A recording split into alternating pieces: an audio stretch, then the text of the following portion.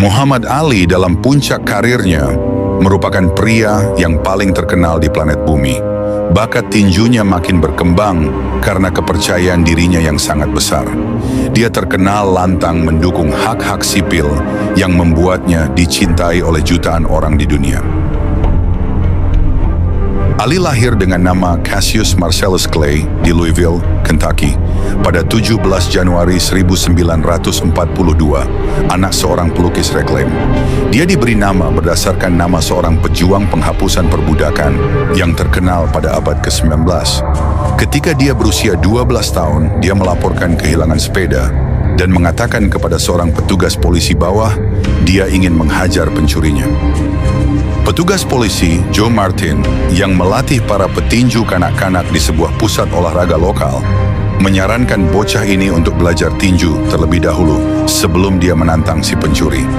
Clay dengan cepat berlaga di ring dan memulai debutnya pada 1954 dalam sebuah pertandingan amatir yang berlangsung selama 3 menit.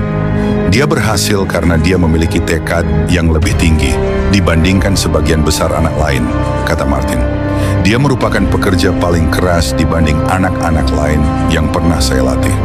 Selama 5 tahun, karir amatirnya berkembang dan dia menang di berbagai kejuaraan Golden Gloves Tournament of Champions pada 1969. Pada 1960, dia terpilih masuk dalam tim Angeles untuk Olimpiade Roma. Awalnya dia menolak pergi karena dia takut terbang. Akhirnya dia pun pergi, tidak sia-sia. Pada 5 September 1960, dia mengalahkan petinju Polandia Zbigniew Pietrzykowski untuk menjadi juara Olimpiade di kelas berat ringan. Dia mendapat sambutan sebagai pahlawan ketika timnya kembali ke New York. Tetapi ia dihadapkan pada masyarakat anarchisme yang terbelah ketika kembali ke kampung halamannya di Kentucky. Ia ditolak masuk sebuah restoran. Dalam autobiografinya di tahun 1975, Ali mengklaim bahwa dia melempar medali Olimpiadenya karena jijik, tetapi kemudian dia mengungkapkan medali itu hilang setahun setelah kembali dari Roma. Meski baru berusia 18 tahun, dia bergabung dengan tinju berbayar dan kemudian memulai karir profesionalnya di tahun yang sama dengan kemenangan angka 6 ronde dari Tony Hunsaker, seorang kepala polisi dari West Virginia. Ali kemudian ditangani oleh Angelo Dundee, pelatih yang berperan besar dalam kesuksesan karir tinjunya. Kemenangan demi kemenangan diraihnya diperkuat oleh promosi diri yang habis-habisan, membawanya dalam ketenaran. Sikap Clay yang luar biasa di atas ring, yang bagai melakukan tarian mengeliling lawannya seperti petinju kelas ringan. Dia memuaskan banyak orang dengan gayanya, kaki yang terus bergerak, dan refleks yang cepat. Di luar ring, Clay melawan rasisme yang ketika itu masih menjadi persoalan besar di RS pada tahun 60-an. Dalam kurun waktu itu pula, Clay memeluk agama Islam dan mengubah namanya menjadi Muhammad Ali. Dia mengatakan Cassius Clay merupakan nama budaknya, dan dia protes terhadap sejumlah orang yang tetap menggunakan nama lahirnya.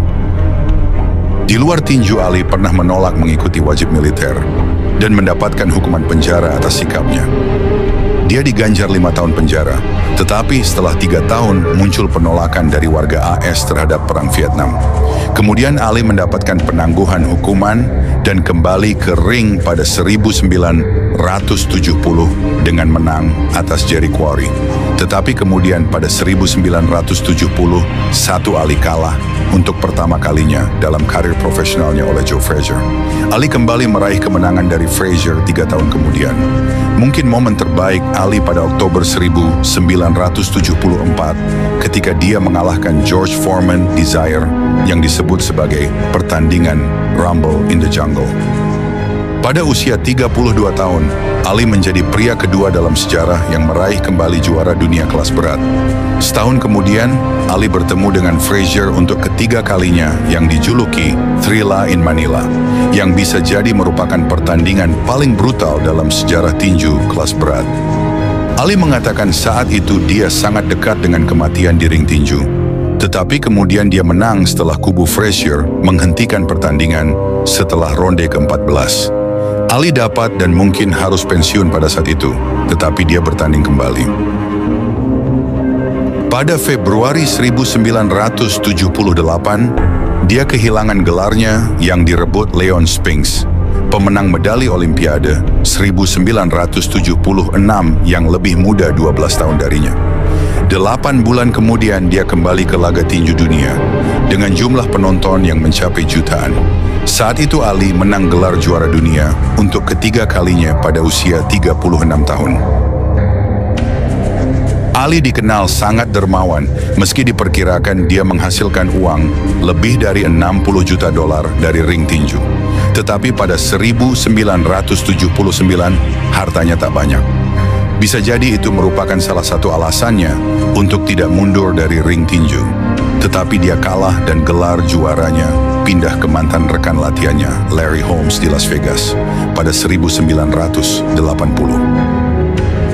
Ali kemudian kembali bertanding melawan petinju Kanada Trevor Berbick pada Desember 1981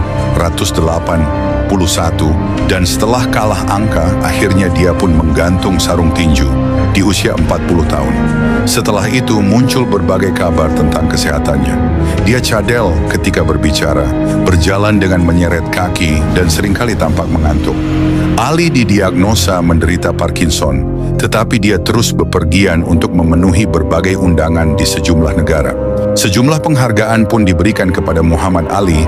Pada 2005, dia mendapatkan 2 penghargaan sipil tertinggi di insurance, Presidential Citizens Medal dan Presidential Medal of Freedom, atas teladan yang diberikan kepada negara.